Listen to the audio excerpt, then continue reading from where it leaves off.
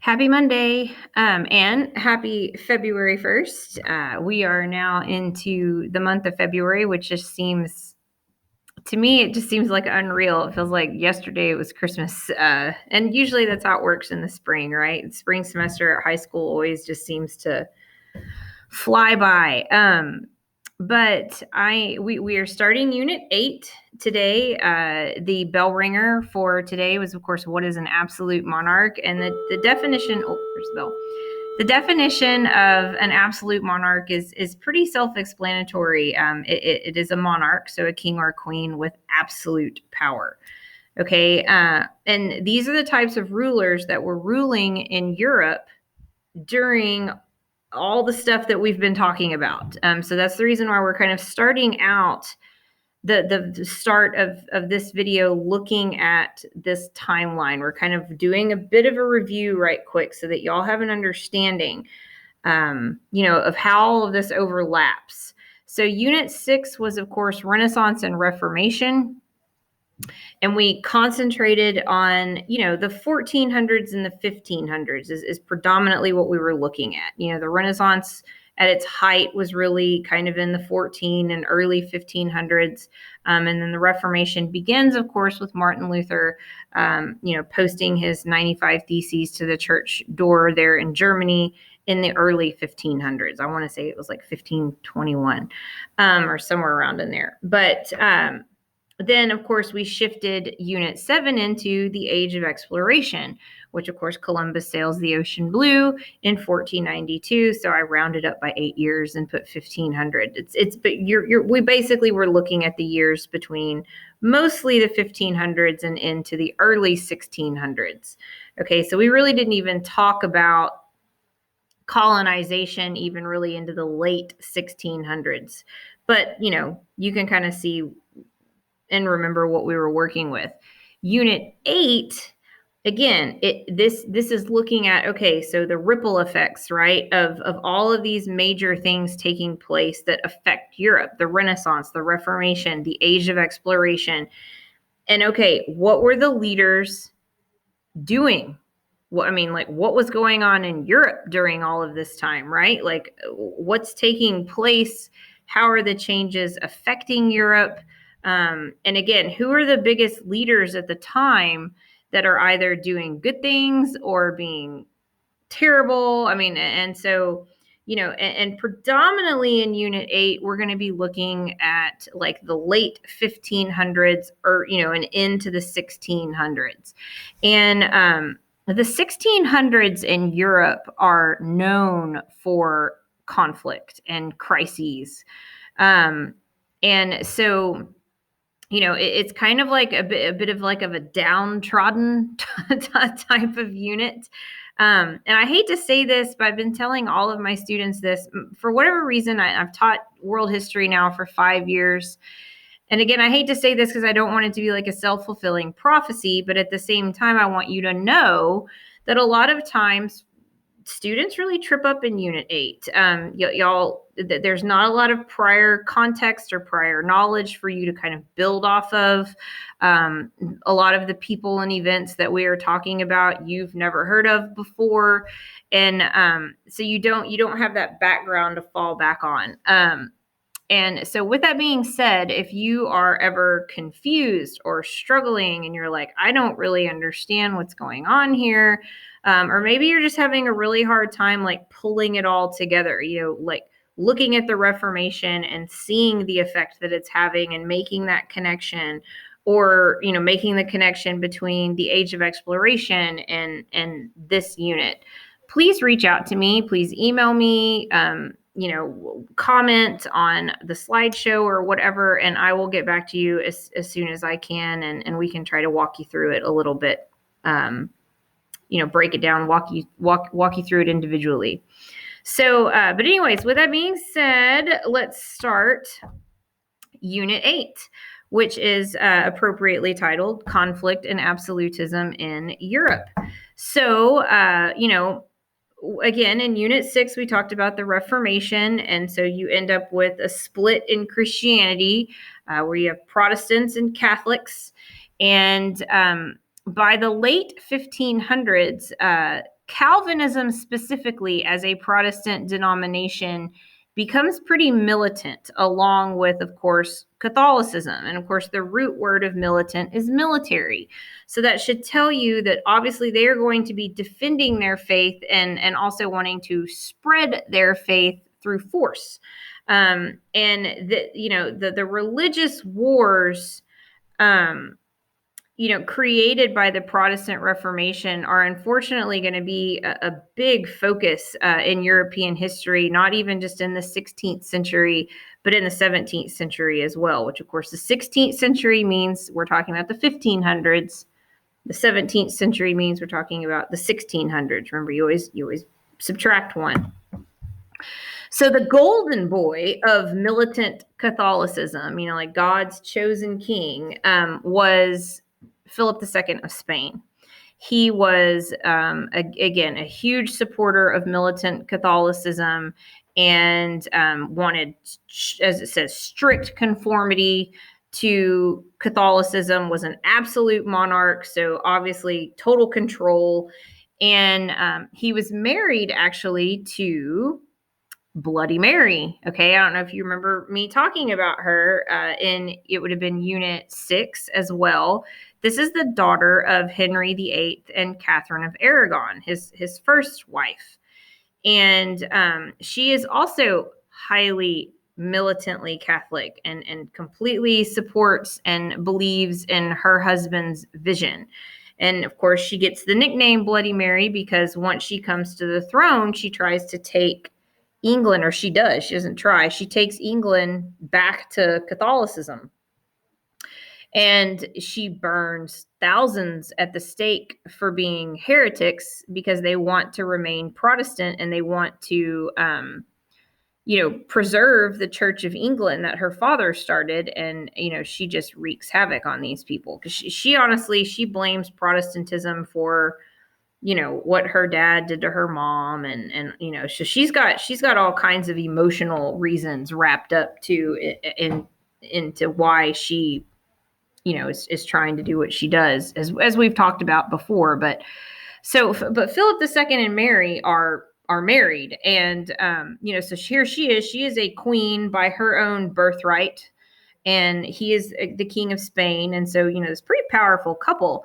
But Philip, being the man, right, being the husband, actually has a good amount of more power, really, than she does. And so he co-rules, really, with her. And so he has a lot of control over England while they're married.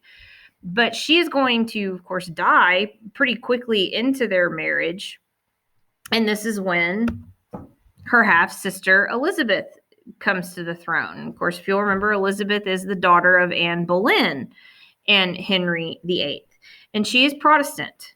Okay, so when she comes to the throne after her sister dies, she takes England back to Protestantism, and reinstates the Church of England, and and sets that stage. So, of course, Philip hates this, and he actually even wants to marry her. He's trying to marry her, and so he can keep his power hold over England. And he's hoping also to influence her. Don't do this. Protestantism isn't the way.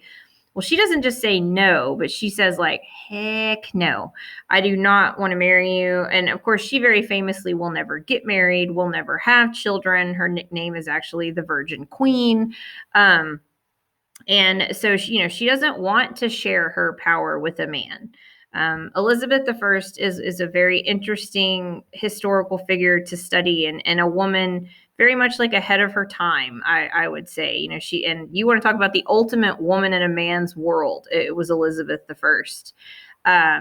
But so she turns Philip II's marriage proposal down, along with countless other suitors throughout her life, and says, no, we're going back to Protestantism, and that's going to be the way of it. But she is not tyrannical or militant when it comes to religion. This is also kind of what makes her really kind of an incredible monarch of the time. She saw what wars of religion can do to a country, not only with her father, but then with her sister. And so she has the Book of Common Prayer for England kind of written in this very like broad scope. And she puts it out there and says, if you're close enough to this, you're good enough. Like, and it was so broad, it really kind of gave Catholics the opportunity to still somewhat practice and or somewhat kind of closely stay to their beliefs. And so she was much more tolerant and easygoing when it came to the differences between Protestants and Catholics at that time.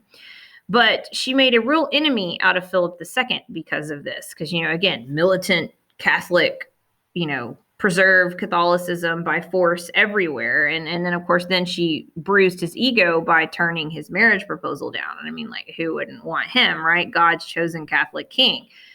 So his hatred for her just like goes next level. And he spends a large amount of money, because obviously this is Spain in the later 1500s. They are raking in the money from the New World and their pursuits there. He spends an enormous amount of money building this huge Spanish armada.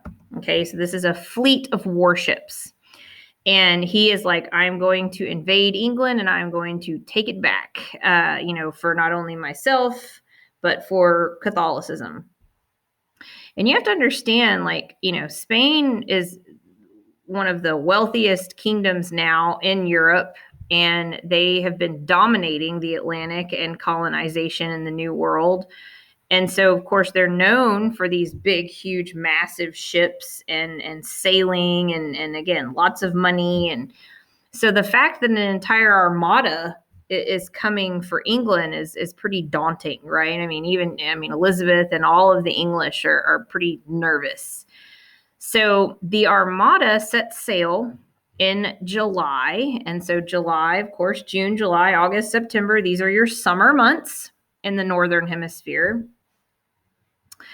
But there is a pesky little issue with climate in Europe, especially Northern Europe, during the 15, 16, and 1700s, known as the Little Ice Age. We will actually do an entire miniature unit over the Little Ice Age after we finish Unit 10, because it just, the amount of things that it affected in history is really kind of mind-boggling.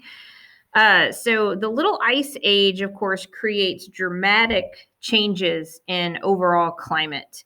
And obviously, Little Ice Age, that's, it gets colder.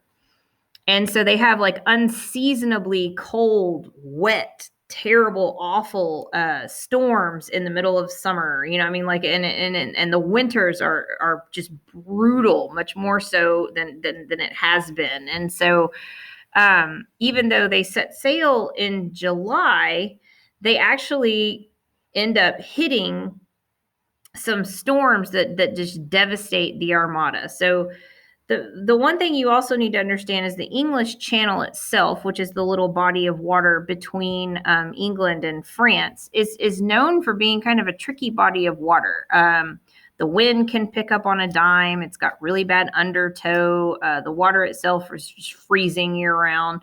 And so they kind of hit a bit of a storm, big windy, big, huge, like lots of wind. And so these are big ships that they're not made for narrower bodies of water. So they pull the sails down, drop anchor, and wait for the wind to die down. Well, when they drop anchor, they all drop anchor in this like cluster. Well, the English take advantage of this, right? So the English have smaller ships that are more maneuverable. And I mean, hello, it's the English Channel. They know how to operate within it. But what's so cool about what the English do is they create fire ships. So they would take their ships, they took some of their ships strategically and they douse them with oil. And they have a guy like sail the ship on a collision course into the armada. And of course, right before they are set to collide with the Spanish ships, they would light the deck on fire And then the guy would like hop off, jump off and go swim to safety to the nearest English ship that wasn't on fire. And so these fire ships would like ram in to these Spanish ships and of course cause destruction, and then that ship would then catch on fire, and of course there's gunpowder and cannons and all that on these ships. So kind of could set a chain reaction, especially since they're in this little cluster. And again, they're big and bulky, and so it's harder for them to like pull the anchors up and like get the sails going and then get out of the way. And so that, they take a little bit of a beating when this happens, but they're like, they sail off, right? And they're like, okay, we're going to sail around the Isles, regroup, and come back and hit them again. They didn't think that they were defeated. They were like, all right, we're just going to regroup, come back. Well, off the coast of Scotland, and again, this is the end of July. This is smack dab in the middle of summertime. But off the coast of Scotland, they run into a awful storm. I'm talking like full on winter storm at the end of July. I mean, like the decks of the ships froze over. There were tons of Spanish sailors that froze literally to death at the end of July, 1st of August, and half of the fleet is lost in this storm. They say history says that for months on end after the Spanish Armada encountered the storm, that bodies of Spanish sailors were washing up on the shores of like Ireland and Scotland for months after. And so here the Spanish Armada is pretty much destroyed by 50%. They limp back to Spain, and the remaining 50% of the ships there's a ton of them that are so beat up that they have to scrap them for like lumber. I mean, that's how bad it is. And you can imagine what this does. I mean, because according to everybody at the time, who controls the weather? God. So everybody kind of sees this as, oh my gosh, like God must have favored the English and Queen Elizabeth over Philip II. So this leaves Philip just devastated, not only like religiously and spiritually, but it also leaves him devastated financially. And 10 years later, at the time of his death, he's going to die with Spain being bankrupt because of him, just because he just sinks so much money into war. And he loses so much of his investment. I mean, like think about how hard it is to bankrupt Spain at this time. I mean, when they are dominating the age of exploration. So, anyways, just, she really just creams them. And this, of course, sets the stage very much so for Elizabeth and her golden age, so this is a video just kind of giving you a brief biography of her. And then we're not going to watch it. Obviously, we don't watch these. And then this video is, we don't watch these in these videos, but I want you, as always, to watch it. This video is a movie trailer. There are actually two movies, same actress that plays Elizabeth, Cate Blanchett. The first one is Elizabeth. The second one is Elizabeth, the Golden Age. The first one is when she's young, just coming to the throne. The second one, she's a little older, but still trying to kind of like solidify herself as a monarch within Europe. But it centers around the battle, really, between she and Philip II and the Spanish Armada. Now, remember, these are movies, so there's historical inaccuracies aplenty in both of them, but there's also historical accuracy to them as well. But as always, when you're watching a movie and not a documentary, you got to take some things with a grain of salt. But these are theatrical versions of real historical events and people, and I always like to kind of try to present those to you in case you're interested and you would like to watch them. So, anyways, this is just the trailer. So if you want to watch, you're more than welcome. Okay, so end of the 1500s, we've talked about, all right, Queen Elizabeth is in England, Philip II is in Spain, they're duking it out eventually in 1588 on the high seas, right? What's going on in France? This is your other big heavy hitting country or kingdom, right? Well, wars of religion. I know y'all are like, really, but yes, that nope, it is the way of the world at that point.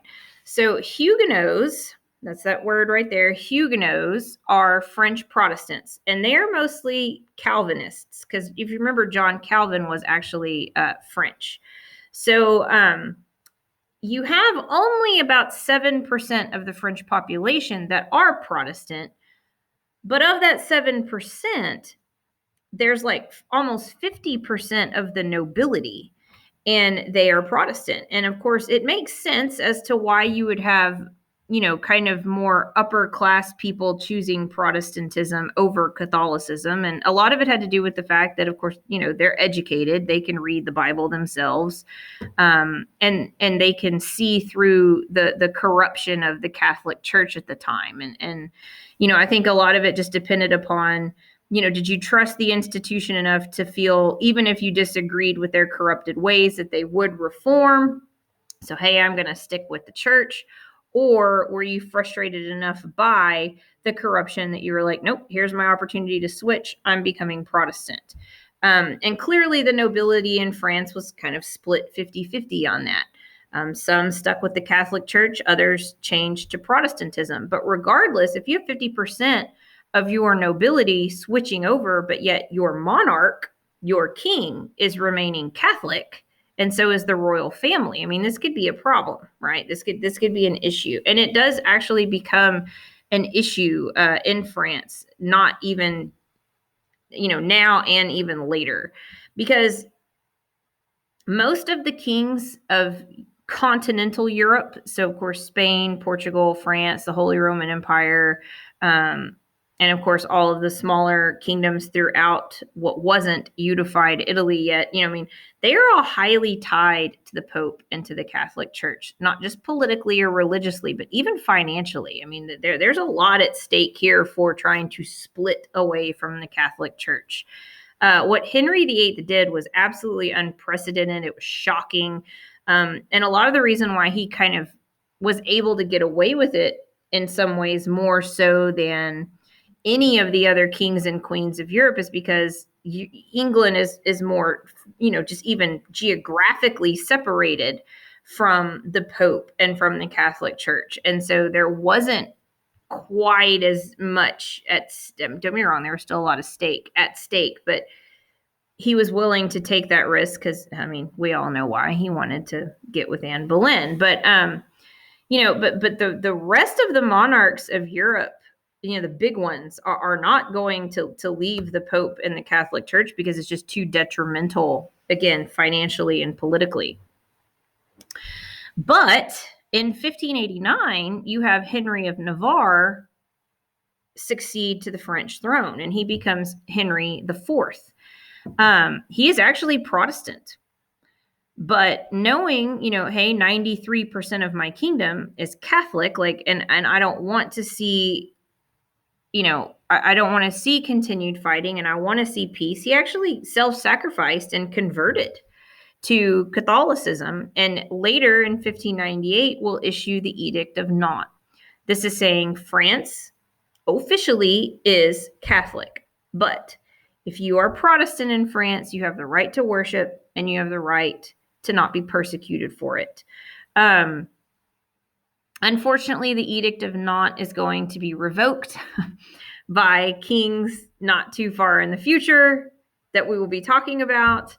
But it was a nice kind of beautiful moment of toleration in France that you do need to be aware of.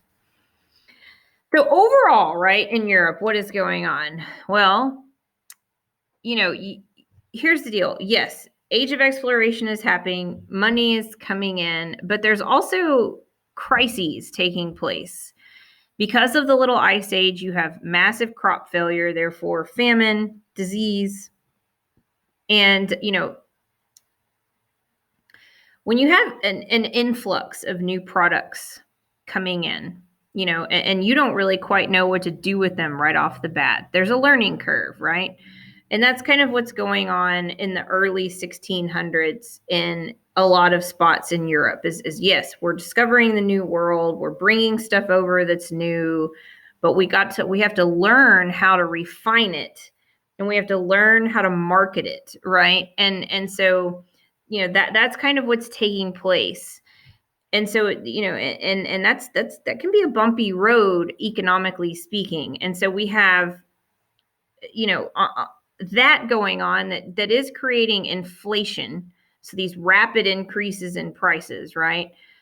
Driving up food prices, driving up land prices. But again, you have massive crop failures. Climate change is creating wreaking havoc on people because the temperature has just dropped so dramatically. Religious warfare. I mean, like Europe in the beginning of the 1600s is just, it's not a fun place. It's going to smooth out eventually, but here at the very beginning of the 1600s, it's not great. And so, a little fun economic history. The first recorded bubble, which, if you don't know what an economic bubble is, it's when a product sells for more than it's worth, and so there's like a real high demand for it. But yet there's a limited supply, or there's seemingly a limited supply, and the price, therefore goes up. So one of the best bubbles modern day is like the Tickle Me Elmo bubble. I mean, those toys were selling for like thousands of dollars, even though they're really only worth maybe $50.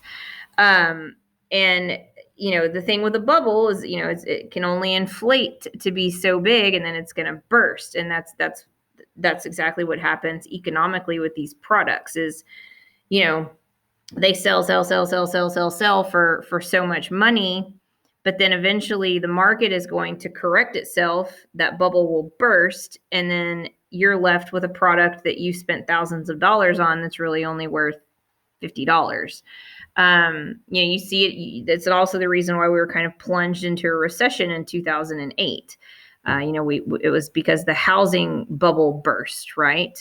You had homes that were being financed, number one, to people who really, in all reality, couldn't afford that nice of a home.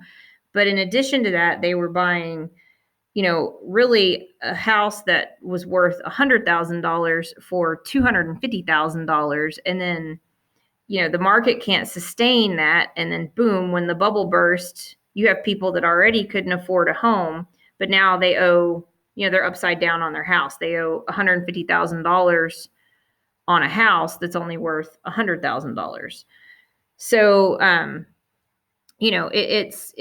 it was a consistent problem. And, economies do this consistently with certain products. And again, the very first one, the recorded one, are these tulips in the Netherlands. So the Netherlands have always been known for their tulip fields. There's actually huge tourist attractions to go over there and, see the tulips. And this is a video about, how this happens. There was a Turkish tulip bulb, like the flower, and it was just selling for these astronomical amounts in 17th century Netherlands. And the Dutch were, all in it. And then all of a sudden, of course, the bubble burst, and people were left bankrupt in some spots. So watch that if you're curious. All right, so that's where we stop today in class. And I usually don't do this. I usually, just finish a lesson. But I feel like that's enough for today, even for my online kids. So we will finish up lesson 1 tomorrow with a video. And because I feel like we've kind of reached our max for info for today. So yeah, we're at almost 30 minutes. So just understand lesson 1 will be split into 2 parts, and lesson 2 will probably be split into 2 parts as well. When I say 2 parts, I mean like even videos. So just kind of be prepared for that. So anyways, I will see you guys tomorrow. We'll finish up lesson 1, and have a good one.